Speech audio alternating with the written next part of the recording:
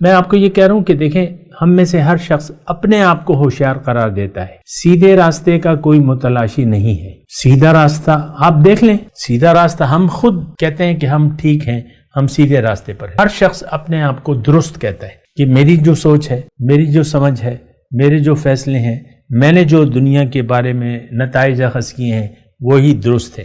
آپ دیکھ لیں ہر ایک نے اپنے جو گناہ آلود زندگی گزار رہا ہے اس کے لیے کوئی نہ کوئی دلائل بنائے ہوئے ہیں، خود ساختہ دلائل۔ ایک چور بھی اگر چوری کرتا ہے تو وہ ایک دلیل کے تحت کرتا ہے۔ اور بعض اوقات دیکھیں اصل میں بات یہ ہے کہ جو قرآن میں آیت ہے کہ یعلمون ظاہرا من الحیات الدنیا وہم عن الآخرۃ غافلون، یہ لوگ دنیا کے ظاہر کے بارے میں تو جانتے ہیں لیکن آخرت سے یہ لوگ غافل ہیں۔ یعلمون ظاہرا من الحیات الدنیا وہم عن الآخرۃ غافلون، ظاہر کے بارے میں یہ لوگ جانتے ہیں لیکن حقیقت میں آخرت باطن یعنی اپنی حقیقت سے یہ لوگ غافل ہیں۔ تو دیکھیں یہ آیات قرآنی ہم پڑھ رہے ہیں لیکن مجھے لگ رہا ہے کہ میرا جو یہ قرآن کا جو کہنا ہے یہ صدا بصحرا ہے۔